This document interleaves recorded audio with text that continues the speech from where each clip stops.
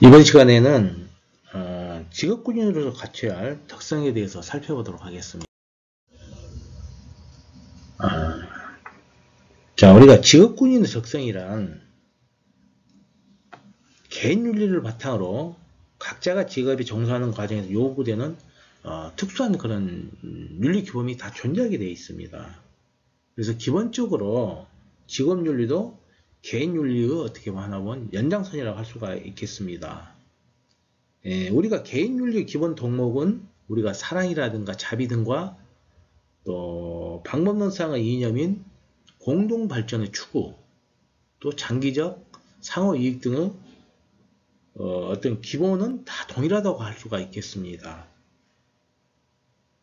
우리가 사람들은요, 개개인마다 어떤 사인으로서 입장과 또 공인으로서 입장인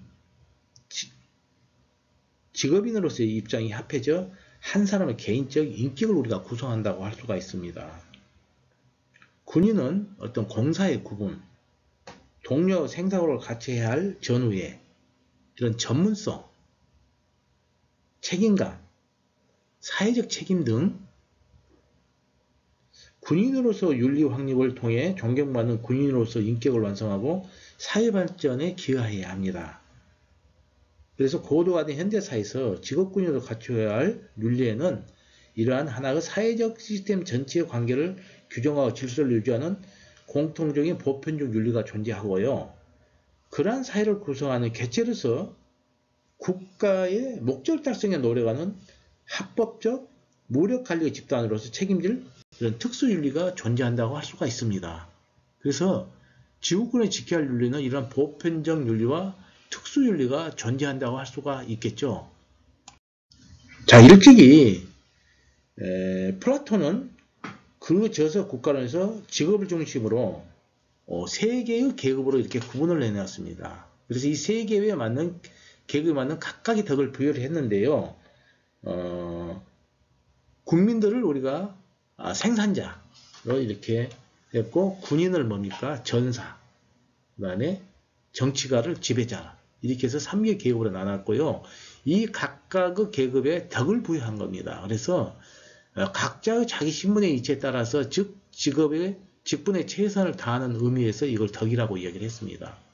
그래서 여기서 이야기한 것은 뭐냐면 이제 정의의 덕을 이야기를 하고 있는데요. 이 정의의 덕이란 뭐냐?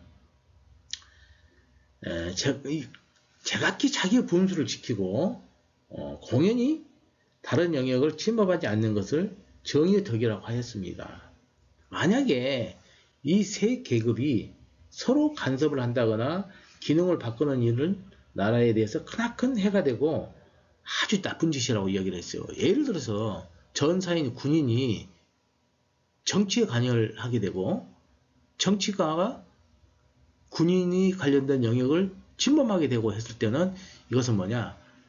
가장 나쁜 행동이다, 이렇게 얘기를 했던 겁니다. 그래서 각각의 자기에 주는 맞는 덕분에 맞는 거기에 분수를 지키고 그 일에 대해서 자기가 최선을 다하는 것, 이것을 우리가 정의의 덕이라고 이야기했던 것이죠. 자, 플라톤이 정치가 군인 섬에 대해서 각기 알맞는 기본의 덕을 들었듯이 직업윤리에는 직업마다 특히 중요한 덕이 있다고 할 수가 있습니다. 그것은 어떤 특수한 직능을 수행하는 데 있어서 이것을 수행하지 않고는 누구든지 그 직능을 훌륭하게 수행할 수 있다고 말할 수 없는 그러한 덕성이라고 간단히 규정할 수가 있겠죠.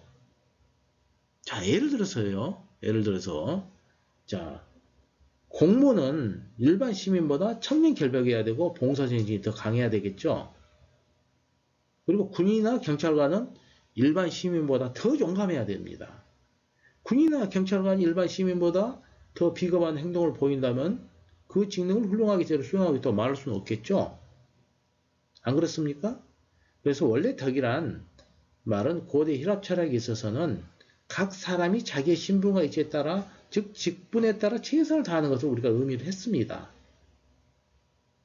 그래서 직업윤리 혹은 또 직업이 있어서 덕성이란 바른 직업의식은 모든 직업인들로 하여금 자기가 타고난 능력대로 자기의 직분을 발휘하는 점에 있다고 할 수가 있겠습니다.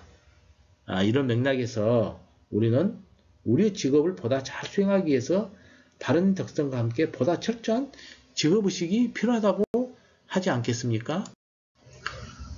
그래서 직업인의 특성 중에서 첫 번째로 근로의식을 좀 말씀드리고자 합니다. 자, 세계에서 가장 부지런한 민족은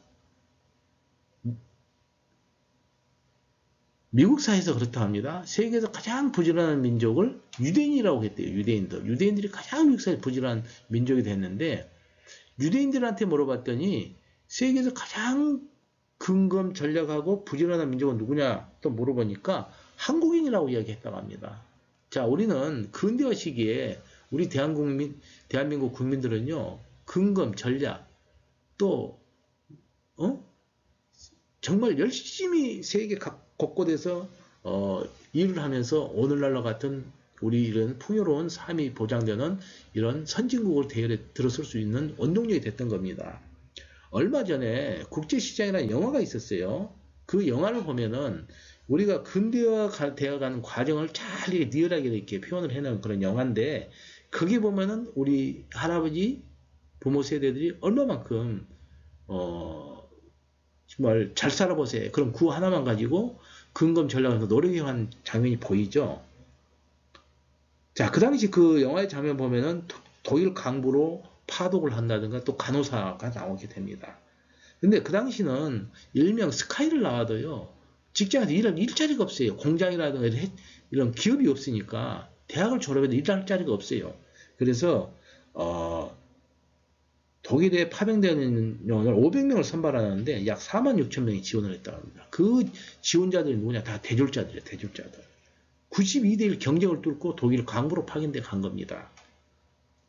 많게는 약 8,000명 정도가 가 있었는데요. 이 사람들은 가서 무슨 일을 했냐? 지하 1000m 지하 갱도에 가가지고 석탄을 파내는 일이에요. 석탄을 파내는 겁니다. 탄광에서요. 그래서 여기서 얼마만큼 스트레스 받느냐면은 이용을 물으시는 약 27명 정도가 석탄을 캐다가 사망을 하셨고요. 또 우울증, 스트레스에 쌓여가지고 약 4명이 자살을 했다고 합니다. 간호사는 한때 약 한 10,000명까지 독일에 우리가 파병이 됐었어요. 가서 하는 일이 뭐냐? 이분들은 시체를 닦는다든가 똥오줌을 수발한다든가 이런 일을 했습니다. 그래서 이 간호사들도 우울증에 쌓여가지고 약 한 11명 정도가 자살할 정도로 그렇게 심한 우울증에 시달릴 정도로 했다겠죠. 이분들이 가서 한 게 뭡니까? 고국으로 벌는 달러를 송금을 한 거죠. 그래서 한강의 기적을 이룬 겁니다. 그 당시 우리 국민소득은 70불밖에 되지 않았는데 1년에 약 개인 한 사람에 1200불 정도를 우리나라로 보내준 겁니다. 그 돈이 밑바닥이 돼서 한강의 기적을 이룬 거죠. 또 하나의 예가 또 있습니다. 이것은 정주영 대통령과, 정주영, 옛날 고 정주영, 현대그룹 창업자죠. 정주영 회장과 박정희 대통령과 있었던 하나 일화인데요. 그 일화를 한번 여러분들의 소개를 하고자 합니다. 1975년 어느 여름날이었다고 합니다. 박정희 대통령이 현대건설의 정주영 회장을 청와대로 급히 이렇게 불렀다고 해요. 왜 불렀냐면은, 자, 달러를 벌어들일 좋은 기회가 왔는데 일을 못하겠다는 작자들이 참 있습니다. 지금 당장 중동에 다녀오십시오. 만약에 정 사장도 안 된다고 하면 나도 포기하지요. 그러니까 정 회장이 뭐라 하냐면 그 무슨 얘기입니까? 이렇게 물어봅니다. 근데 그 당시 1973년도에 석유파동으로 현재 중동 국가들은 달러를 주체하지 못하고 있는데 그 돈으로 여러 가지 사회 인프라를 건설하고 싶은데 너무 더운 나라에 선뜻 일하러 가는 나라가 없는 모양이다. 그래서 우리나라에 일할 의사가 있냐고 타진해 왔다는 겁니다. 그 관리들을 보냈더니 2주 만에 돌아서 하는 말이 너무 더워서 낮에는 일할 수가 없고 건설 공사에 절대적으로 필요한 물이 없어 공사를 할 수 없고 이런 얘기를 한다는 겁니다. 그러니까 정 회장이 뭐라 하겠냐면 그래요? 오늘 내가 당장에 떠나오겠습니다. 정 회장은 5일 만에 다시 청와대 들어가 박 대통령을 만납니다. 박 대통령한테 하는 소리가 뭐냐? 첫마디가 지성이면 감천이라더니 하늘이 우리나라를 돕는 것 같습니다. 이렇게 하니까 깜짝 놀라서 이게 무슨 말이요? 이렇게 합니다. 중동은 이 세상에서 건설하기가 가장 좋은 곳이다. 이렇게 얘기합니다. 뭐요? 깜짝 놀라서. 응? 1년 12달 비가 오지 않으니까 좋고요. 1년 내내 공사를 할 수 있다. 근데 또 뭡니까? 보니까 건설에 필요한 모래자갈이 현장에 있으니까 자재돌다들이 필요 없다. 물은 어떻게 할 겁니까? 그러니까 그거에 어디서 실어오면 되죠. 그건 낮에는 50도가 되는 더위는 어떻게 뽑았습니까? 그러니까 천막을 치고 낮에는 자고 밤에 일하면 되지요. 자, 이렇게 이야기를 합니다. 이게 박 대통령이 어떻습니까? 바로 비서장을 불러가지고 현대건설이 중동에 나가는데 정부가 지원할 수 있는 것은 모든 걸 도와주라고 이렇게 합니다. 그래서 자, 현대그룹의 정 회장 말대로 한국 사람들은 낮에는 자고 밤에는 햇불을 들고 일을 했던 것이죠. 전 세계가 깜짝 놀랍니다. 자, 달러가 부족했던 그 시절 약 30만 명의 일꾼들이 중동으로 몰려나가서 보잉 747 특별기편으로 달러를 싣고 돌아옵니다. 자, 대단한 거 아니겠습니까? 여기 이런 일화가 있어요. 나는 어떤 일을 시작하든 반드시 된다는 확신 90%와 되게 할 수 있다는 확신 10%를 가지고 일해왔다. 안 될 수도 있다는 회의나 불안은 단 1%도 끼워넣지 않았다. 그런 이야기 합니다. 자, 우리가 이렇게 긍정적인 생각과 부정적인 생각 차이가 얼마나 큰지 간접적으로 보여주는 하나 일화라고 할 수가 있겠습니다. 근데 우리가 현재의 경우 1990년 초 1부터 우리가 어느 정도 우리나라에도 경제적이 이렇게 좀 근대화가 시작이 되면서 상당히 경제가 발전되면서 힘든 업종에 대한 노동 기피 현상이 굉장히 일어납니다. 특히 그 3D 업종에 대한 노동 공급 기피 현상이 일어나면서 노동력이 부족하고 또 노동 강도가 낮은 이런 서비스업이 집중되고 건설업이나 제조업 분야는 인력이 지금 굉장히 부족한 그런 실정이 오고 있죠. 현재 우리나라 3D 업종은 누가 일을 안 하죠. 다 현재 외국인들이 다 지금 차지하고 있습니다. 그래서 우리 조상들 선배들이 가져왔던 전통적으로 함께 공유했던 노동의식은 현재 와해됐다고 볼 수가 있겠죠. 반면에 어떻습니까? 노동중심 인생관보다는 쾌락과 충동 속에서 새로움을 추구하는 경향성이 높아지게 되었다는 것이죠. 그러다 보니까 비합리적인 이런 소비라든가 또 비합리적인 노동공급 현상이 나타나고 있는 것입니다. 그리고 근력의 저하는 넓은 의미에서 노동 공급 형태도 지금 많이 변화가 되고 있습니다.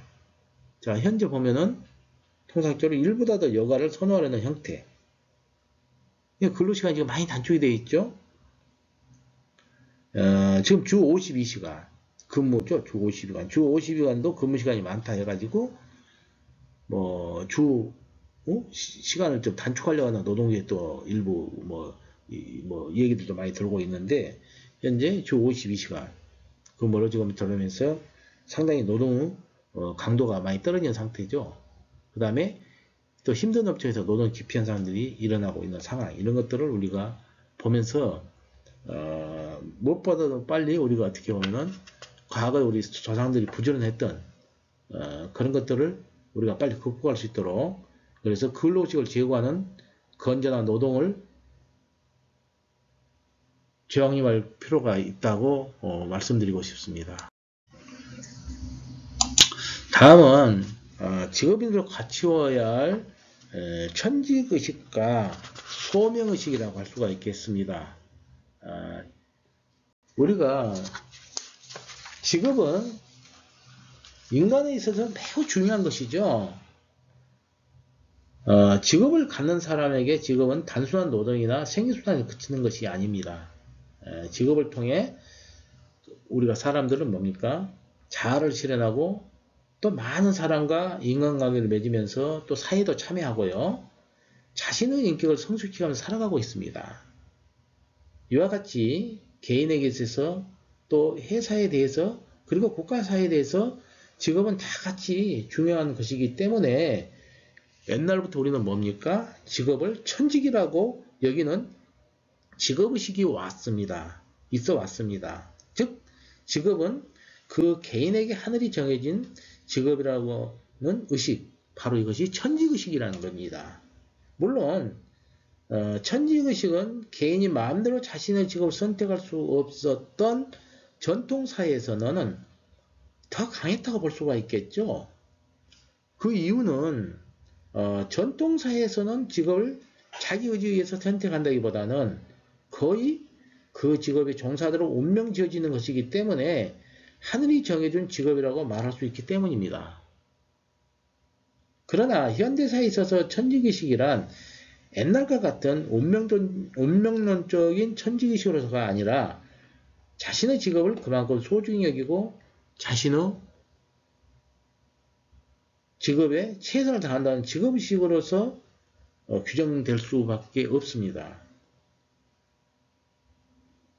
다른 직업이 아무리 돈이 많이 벌 수 있는 것이고 또 아무리 사회적으로 높은 지위가 보장되는 것이라 하더라도 그러한 직업보다는 자신이 지금 가지고 있는 직업이 가장 마음에 들고 그 직업에 열정을 가지고 일할 수 있는 것이 바로 천직의식인 겁니다.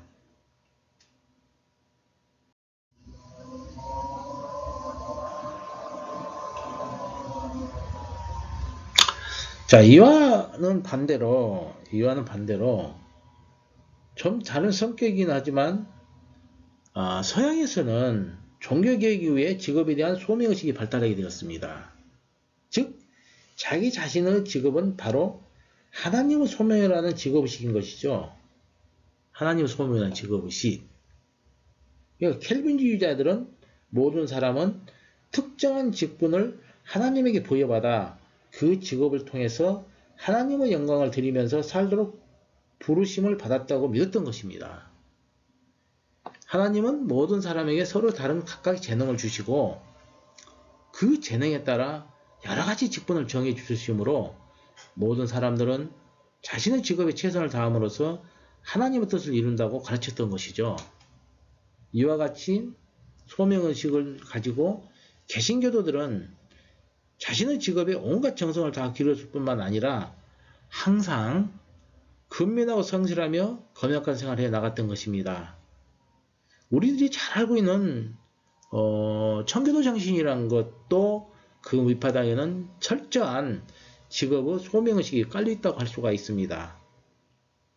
이러한 모든 것은 미국의 어떤 건국 이념의 정신적 지주가 되기도 했죠. 이런 선민 개념이라는 것들이 미국 어떤 건국 이념의 정신적 지주가 되기도 했던 것입니다. 이러한 소명의식에 기초한 직업윤리는 돈과 권력과 명예와 같은 세속적 가치를 보상함으로써 기대는 직업윤리가 아니고 종교적 구원을 목적으로 하는 것이기 때문에 근면, 성실, 정직, 검약을 직업활동의 신유로 삼은 것입니다. 그러므로 이와 같은 직업윤리는 철저한 신용을 생명으로 하였고 또 정직이 최선 정책이라든지 시간은 금이다와 같은 직업활동과 관련된 격언들을 만들어내기도 했던 것입니다. 이와 같이 소명의식에 기초한 근면, 또 정직, 성실, 신용, 검약과 같은 직업윤리는 우리 서구주의의 어떤 그 자본주의를 발전시키는 원동력이 되었고요. 또 서구 자본주의가 약육 강식하는 자유시장 상황의 모순을 극복하고 자유경쟁 원리에 의해 산업과 경제를 발전시켜 나갈 수 있었던 것도 그와 같은 철저한 소명의식에 불타는 직업정신과 또 돈과 명예와 권력보다는 하나님 구원을 추구하는 깨끗한 직업정신이 있었기 때문에 오늘과 같은 자본주의가 발달할 수 있었다고 할 수 있겠습니다. 다음은 봉사정신과 장인정신에 대해서 설명을 하겠습니다. 자, 장인정신이란 뭡니까? 장인정신이란 우리가 장인정신이란 것은 자기가 하고 있는 일에 전념하거나 그 일에 정통하려고 하는 철저한 직업정신을 장인정신이라고 말할 수 있습니다. 물론 현대사회에서 모든 직업들은 자기 자신의 생계를 위해서 뿐만이 아니라 자신이 속한 회사의 번영을 위하여 그리고 또 더 나아가 자신이 살고 있는 사회 전체 발전을 위하여 자신이 맞는 직분을 수행하면서 다들 살아가고 있습니다. 이와 같이 직업 환경의 변화는 모든 직업인들로 하여금 직장에서 동료와 또 상사 및 부하의 공식적, 비공식적 협동생활의 중요성이 그만큼 커지게 된 것이죠. 고의적으로 자신이 맡겨진 직책을 최선을 다해 충실히 수행하는 것은 물론 동료와 상사와 부하의 모든 공식적인 역할 관계가 협동적으로 이루어질 수 있도록 직장 유지를 지켜나가는 것입니다. 우리가 이러한 장인정신이라는 것은 직장인들은 또한 자신의 고객에 대해서 항상 친절하고 봉사한 정신으로 임해야 합니다. 예를 들어서 백화점 점원이 고객에 친절하고 봉사하는 정신으로 임해야 하는데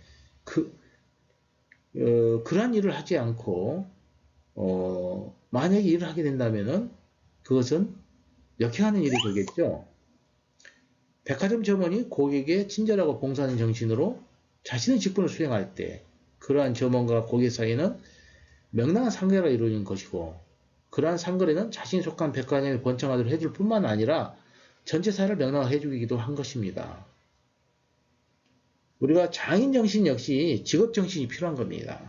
어떤 사람이 자신의 일에 긍지를 가지고 있는 정성을 모두 쏟으면서 끊임없이 연구하는 마음으로 일을 나가는 정신을 우리가 장인정신이라고 부를 수 있을 것입니다. 예를 들어서 도자기를 굽는 도공들은 흙을 빚어 아름다운 명기를 만들고 그릇에 자신의 이름을 새기면서 그렇게 만들어진 청자와 백자들이 우리나라 도자기 문화를 세계 자랑을 두도록 꼽혔던 것입니다. 오늘날 보면 스위스와 독일에는 지금도 세계적으로 이름난 칼과 가위를 만드는 회사가 지금도 있어요. 또 명장들이 만들었던 오래된 바이올린은 지금도 수억 원에 팔리고 있다고 합니다.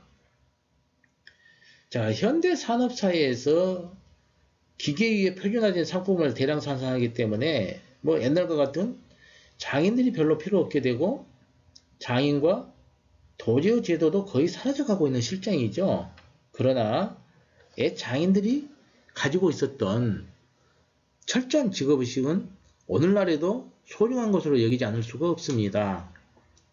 자신이 하는 일을 예술과 도의 경지로 승화시킬 수 있는 직업정신을 가지고 직업에 임하는 사람, 또한 자신의 일의 결과에 대해 책임을 느끼고 긍지를 가지며 자신의 명예를 거는 직업정신을 가지고 자신의 직무에 정성을 다한 사람들이 많을수록 그 사회는 경제적으로 뿐만 아니라 문화적으로도 크게 발전할 수 있기 때문입니다. 자, 우리가 요즘 장인 하면 전문가 그런 얘기를 하는데 그러면 어떤 경우를 우리가 장인으로 하느냐? 통상적으로 우리가 얘기할 때 장인정신이라는 것은 전문가라는 얘기는 종사하는 분야에 남다른 솜씨와 식견을 가지고 있어야 한다고 합니다. 그리고 전공의식이 투철하여 한번 정진하면 최선을 다해야 하고요. 또 물건을 생산할 때 정상적인 기법의 수준을 스스로 속이거나 공법에 어긋나는 행위를 하지 않아야 한다고 합니다. 그리고 장인 스스로 최선을 추구함으로써 직업으로서 만족을 찾을 줄 알아야 된다고 합니다. 그래서 여기에서 우리가 장인은 청렴, 결백, 멸사봉, 윤리의식을 지진 청명리 정신을 소유해야 한다고 할 수가 있겠죠. 자, 참고로 현재 일본인들은 장인 정신을 어떤 대표적으로 설명이 될 수가 있는데요. 부모로부터 3대, 4대 가업을 이어받은 가게가 약 3,300여 조가 있다고 합니다. 자, 우리나라는 부모로부터 100년이 넘는 이런 가업을 보는 기업이 몇 개가 있는지 나는 정확히 지금 파악이 안 되고 있는데 이런 점은 우리가 배워할 점이 아닌가 생각을 합니다. 약 3,300여 개의 어떤 대를 이어서 가업을 이어받는 그런 가업을 이어받는 어떤 전통 이런 것들이 진정한 장인정신이 아닌가 이렇게 생각을 해봅니다. 자, 여러분들 거기에 보면 일본의 직업교육에 가지고 동영상 시청이 있는데요. 이것이 약 7분짜리입니다. 7분짜리인데 여러분들이 화면이 나타나면은 한번 시간 내서 여러분들이 시청을 해보시기 바랍니다. 화면이 나타나면은 광고가 나오는데 그걸 건너뛰기를 클릭하고 보면 되겠습니다. 그래서 한번 여러분들이 느껴보기를 바랍니다. 자, 이번 시간은 봉사정신과 장인정신까지 설명을 마치고 다음 둘째 시간에는 도덕적 명예심을 가질 수 있는 도덕적 명예심에 대해서 설명을 드리고자 합니다.